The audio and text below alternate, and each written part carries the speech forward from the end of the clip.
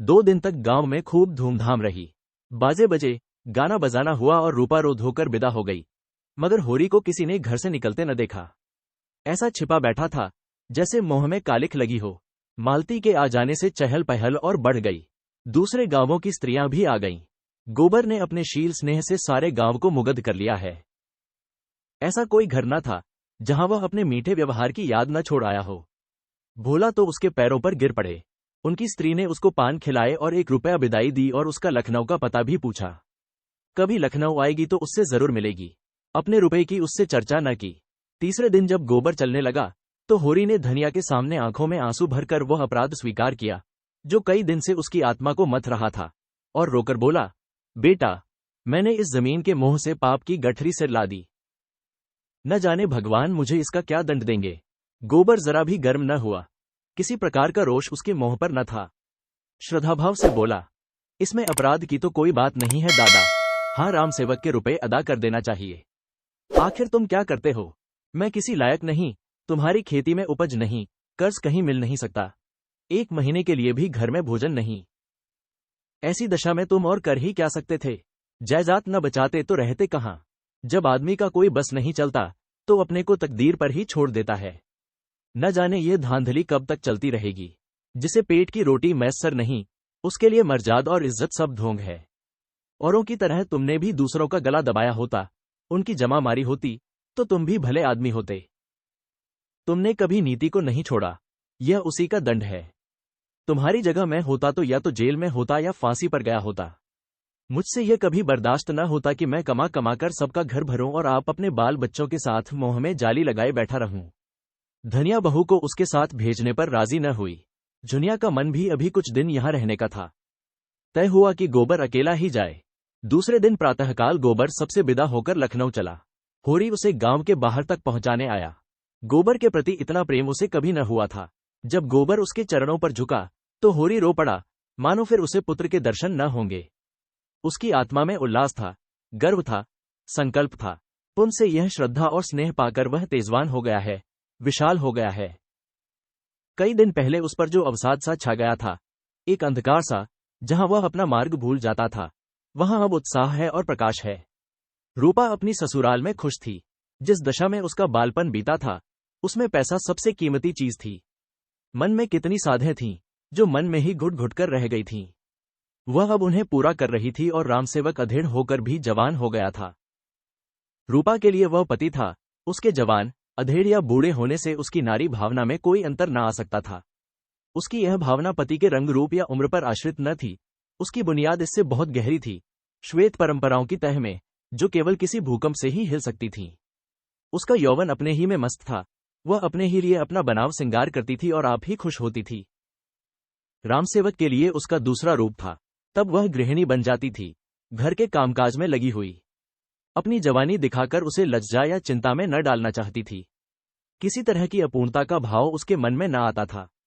अनाज से भरे हुए बखार और गांव से सिवान तक फैले हुए खेत और द्वार पर धोरों की कतारें और किसी प्रकार की अपूर्णता को उसके अंदर आने ही न देती थीं। और उसकी सबसे बड़ी अभिलाषा थी अपने घरवालों की खुशी देखना, उनकी गरीबी कैसे दूर कर दे। उस गाय की याद अभी तक उसके दिल में हरी थी, जो मेहमान की तरह आई थी और सबको रोता छोड़कर चली गई थी। वह स्मृति इतने दिनों के बाद अब और भी मृदु हो गई थी। अभी उसका निजत्व इस नए घर में न जम पाया था। वही पुराना घर उसका अपना घर था। वहीं के लोग अपने आत्मीय थे। उन्हीं का दुख उसका दुख और उन्हीं का सुख उसका सुख था। इस द्वार पर धोरों का एक रेवड़ देखकर उसे वह हर्ष न हो सकता था, जो अपने द्वार पर एक गाय देखकर होता।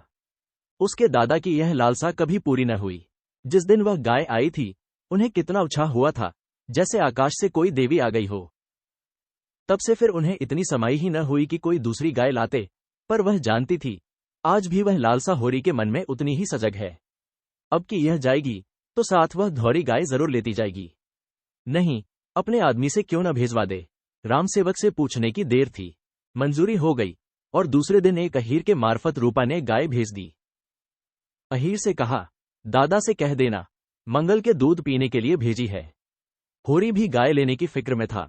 यो अभी उसे गाय की कोई जल्दी न थी, मगर मंगल यही है और बिना दूध के कैसे रह सकता है। रुपए मिलते ही वह सबसे पहले गाय लेगा।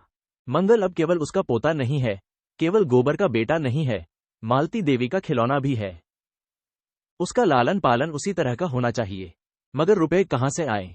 संयोग से उसी दिन एक ठेकेदार ने सड़क के लिए गांव के ऊसर में कंकड़ की खुदाई शुरू की। होरी ने सुना तो चटपट वहां जा पहुंचा और 8 आने रोज पर खुदाई करने लगा। अगर यह काम 2 महीने भी टिक गया तो गाय भर को रुपए मिल जाएंगे। दिन भर लू और धूप में काम करने के बाद वह घर आता तो बिल्कुल मरा हुआ, पर अवसाद का नाम नहीं। उसी उत्साह से दूसरे दिन काम करने जाता। रात को भी खाना खाकर डिब्बी के सामने बैठ जाता और सुतली काटता। कहीं 12-1 बजे सोने जाता। धनिया भी पगला गई थी। उसे इतनी मेहनत करने से रोकने के बदले खुद उसके साथ बैठी बैठी सुतली काटती। गाय तो लेनी ही है, राम सेवक के रुपए भी तो अदा करने हैं। गोबर कह गया है, उसे बड़ी चिंता है। रात के 12 बज गए थे। दोनों बैठे सुतली काट रहे थे।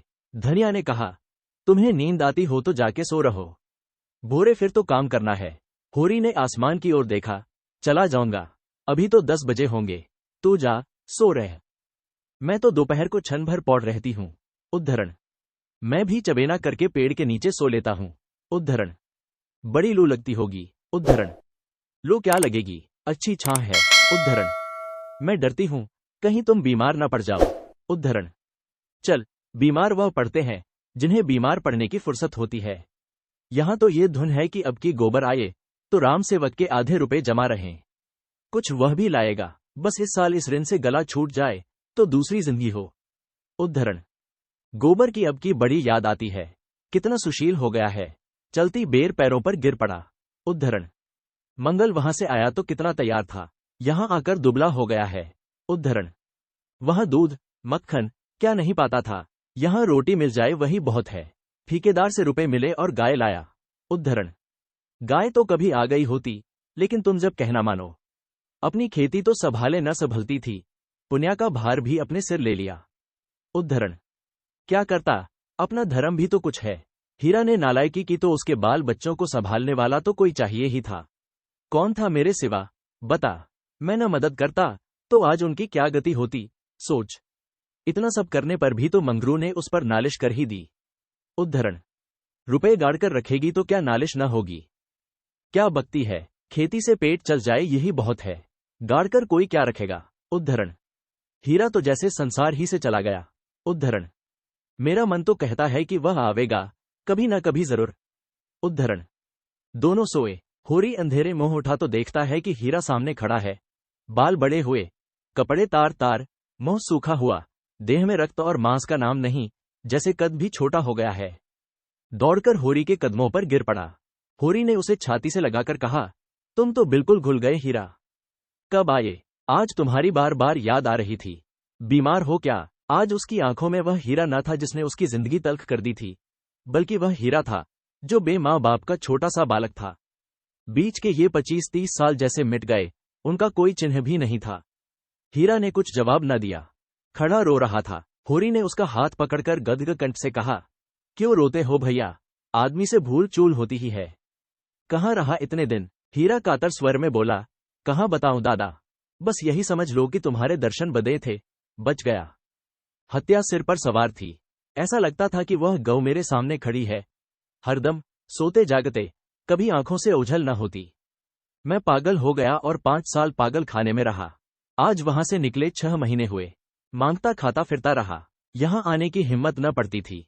संसार को कौन मुंह दिखाऊंगा। आखिर जी न माना, कलेजा मजबूत करके चला आया। तुमने बाल बच्चों को, होरी ने बात काटी, तुम नाहक भागे। अरे, दारोगा को 10-5 देकर मामला रफे दफे करा दिया जाता और होता क्या? तुमसे जीते जी उरेन न होऊंगा दादा। उद्धरण। मैं कोई गैर थोड़े हूं भैया। उद्धरण। होरी प्रसन्न था। जीवन के सारे संकट, सारी निराशाएं मानो उसके चरणों पर लौट रही थीं। कौन कहता है जीवन संग्राम में वह हारा है? यह उल्लास, यह गर्व, ये पुलक क्या हार के लक्षण है? इन्हीं हारों में उसकी विजय है। उसके टूटे फूटे अस्त्र उसकी विजय पताकाएं हैं। उसकी छाती फूल उठी है, मुख पर तेज आ गया है। हीरा की कृतज्ञता में उसके जीवन की सारी सफलता मूर्तिमान हो गई है। उसके बखार में 100-200 मन अनाज भरा होता, उसकी हांडी में 1500 गड़े होते, पर उससे ये स्वर्ग का सुख क्या मिल सकता था? हीरा ने उसे सिर से पांव तक देखकर कहा, तुम भी तो बहुत दुबले हो गए दादा। होरी ने हंसकर कहा, तो क्या यह मेरे मोटे होने के दिन है? मोटे वह होते हैं जिन्हें न ऋण की सोच होता है न इज्जत का। इस जमाने में मोटा होना बेहयाई है। 100 को दुबला करके तब एक मोटा होता है। ऐसे मोटेपन में क्या सुख? सुख तो जब है कि सभी मोटे हों। शोभा से भेंट हुई। उससे तो रात को भेंट हो गई थी। तुमने तो अपनों को भी पाला, जो तुमसे बैर करते थे उनको भी पाला और अपना मर्जाद बनाए बैठे हो। उसने तो खेत बारी सब बेच बाच डाली और अब भगवान ही जाने उसका निबाह कैसे होगा। आज होरी खुदाई करने चला तो देह भारी थी। रात की थकान दूर न हो पाई थी, पर उसके कदम तेज थे और चाल में निर्द्वंद्वता की अकड़ थी। आज 10 बजे ही से लू चलने लगी और दोपहर होते होते तो आग बरस रही थी। होरी कंकड़ के झोंवे उठा उठाकर खदान से सड़क पर लाता था और गाड़ी पर लादता था। जब दोपहर की छुट्टी हुई तो वह बेदम हो गया था। ऐसी थकन उसे कभी न हुई थी। उसके पांव तक न उठते थे। देह भीतर से झुलसी जा रही थी। उसने न स्नान ही किया न चबेना। उसी थकन में अपना अंगोछा बिछाकर एक पेड़ के नीचे सो रहा। मगर प्यास के मारे कंठ सूखा जाता है। खाली पेट पानी पीना ठीक नहीं। उसने प्यास को रोकने की चेष्टा की, लेकिन प्रतिक्षण भीतर की दाह बढ़ती जाती थी। न रहा गया। एक मजदूर ने बाल्टी भर रखी थी और चबेना कर रहा था। होरी ने उठकर एक लोटा पानी खींचकर पिया और फिर आकर लेट रहा।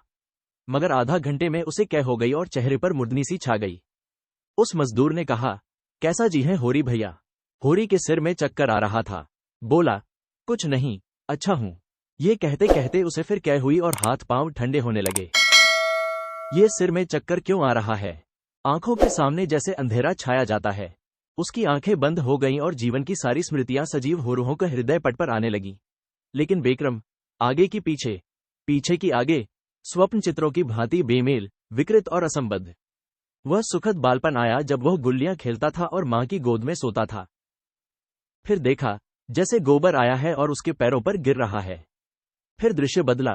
धनिया दुल्हन बनी हुई, लाल चुंदरी पहने उसको भोजन करा रही थी। फिर एक गाय का चित्र सामने आया, बिल्कुल कामधेनु सी।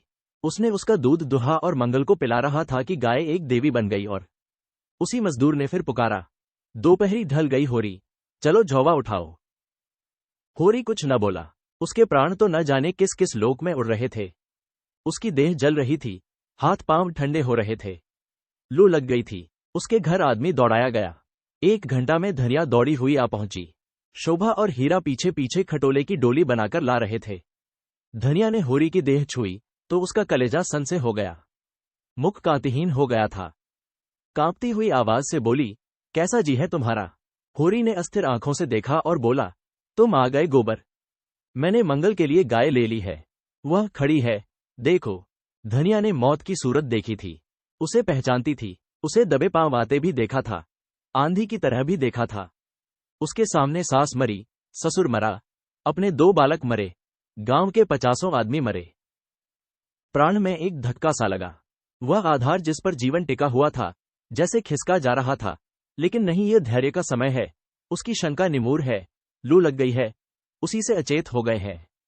उमड़ते हुए आंसुओं को रोककर बोली, मेरी ओर देखो, मैं हूं, क्या मुझे नहीं पहचानते? होरी की चेतना लौटी। मृत्यु समीप आ गई थी। आग दहकने वाली थी। धुआं शांत हो गया था। धनिया को दीन आंखों से देखा। दोनों कोनों से आंसू की 2 बूंदें धुलक पड़ी। क्षीण स्वर में बोला, मेरा कहा सुना माफ करना धनिया, अब जाता हूं। गाय की लालसा मन में ही रह गई। अब तो यहाँ के रुपए क्रियाक्रम में जाएंगे। रो मत धनिया, अब कब तक जिलाएगी? सब दुर्दशा तो हो गई, अब मरने दे। और उसकी आंखें फिर बंद हो गईं। उसी वक्त हीरा और शोभा डोली लेकर पहुंच गए।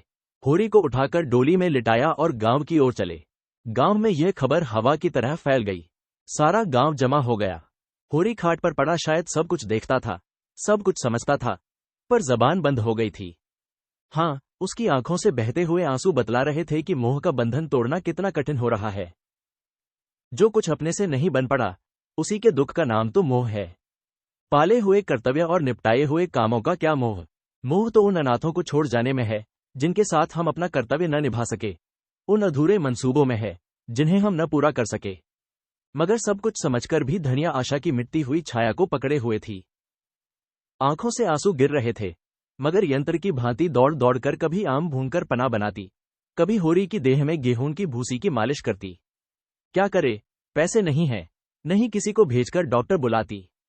हीरा ने रोते हुए कहा, भाभी, दिल कड़ा करो, गो दान करा दो, दादा चले। धनिया ने उसकी ओर तिरस्कार की आंखों से देखा। अब वह दिल को और कितना कठोर करे। अपने पति के प्रति उसका जो कर्म है, क्या वह उसको बताना पड़ेगा? जो जीवन का संगी था, उसके नाम को रोना ही क्या उसका धर्म है? और कई आवाजें आईं, हाँ गो दान करा दो, अब यही समय है। धनिया यंत्र की भांति उठी। आज जो सुतली बेची थी उसके 20 आने पैसे लाई और पति के ठंडे हाथ में रखकर सामने खड़े दातादीन से बोली, महाराज, घर में न गाय है, न बछिया, न पैसा। यही पैसे हैं, यही इनका गोदान है। और पछाड़ खाकर गिर पड़ी।